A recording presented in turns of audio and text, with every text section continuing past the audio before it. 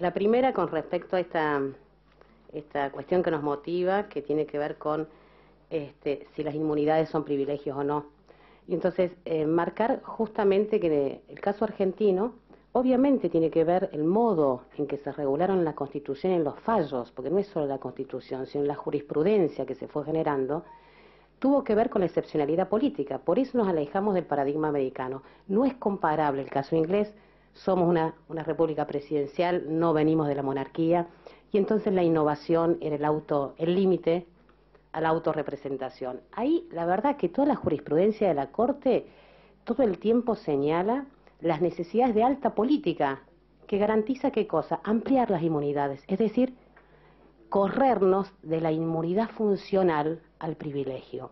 Toda la jurisprudencia de la Corte va en esa línea. La única que realmente es una excepción interesante fue la innovación que hizo el caso Alem, porque garantizó que en estado de sitio no podía arrestarse un diputado. Una razón estrictamente política, pero tenemos que salir de la excepcionalidad del mal funcionamiento de las instituciones y volver al andarivel de que no hay razones de alta política para que las inmunidades que son necesarias, tal cual están, funcionales en los dos andariveles de opinión y de arresto, sean más allá del ámbito de la función. Dos puntos, me interesa el desafío de la diputada Conti, la respeto muchísimo intelectualmente.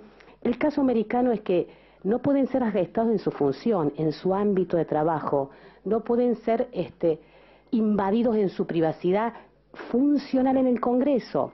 ¿Qué significa el caso americano? En el ejercicio de la función incluso física, dentro del Congreso, en la oficina del Congreso y en el traslado. Ahora, en su casa, los procesos, como dice la ley, continúan. Entonces, me parece que es necesario volver a plantearnos, no lo logramos en 160 años de historia, por primera vez tenemos gobiernos civiles sucesivos, sin excepciones de contexto político. Debemos pensarnos, me parece que es el tiempo de ir hacia un avance.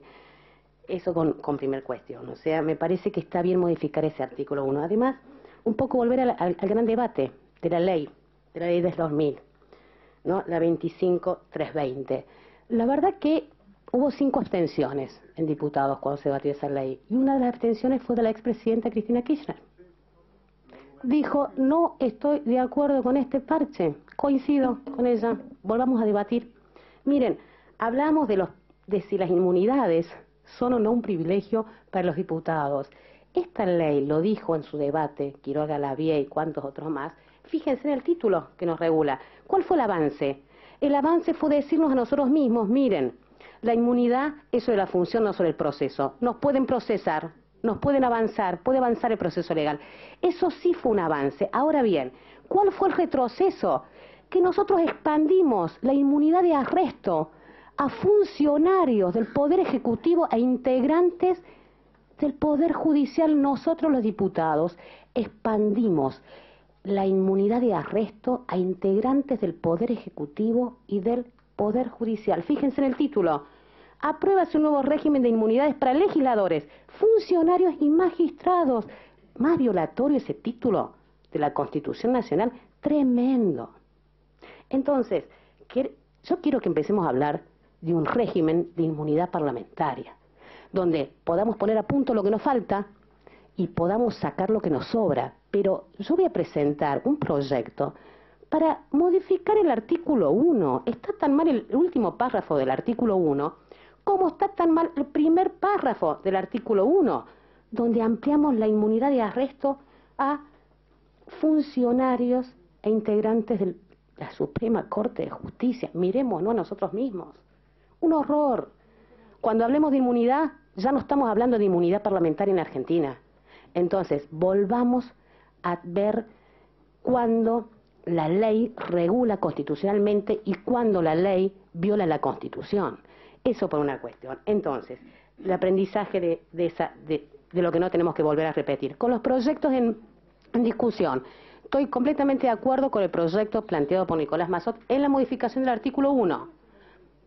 Saquemos, liberémonos de las razones de alta política. Empecemos a vivir una democracia consolidada en la Argentina. Ninguna inmunidad que transforme privilegio. Con respecto al artículo 2, también me parece, en el proyecto, digamos, de Mazzot y los Penato, me parece que merita una reflexión. ¿Cuál es la reflexión? No estoy muy convencida. Fíjense, nosotros estamos regulando algo que no tiene regulación. Es decir, cuando digo, una norma importa cuando realmente regula. Ahora, cuando una norma es una expresión de deseo, no regula nada, es una expresión de deseo. ¿Y qué dice ese artículo 2? Y este es mi pensamiento crítico en voz alta. Prefiero que regulemos los plazos de la comisión. Si queremos, que nos parece poco, mucho, regulemos. Cuando viene un proyecto, digamos, para lograr un desafuero, el trabajo de la comisión. Pero regular el plenario es autolimitarnos. Nosotros somos una cámara política.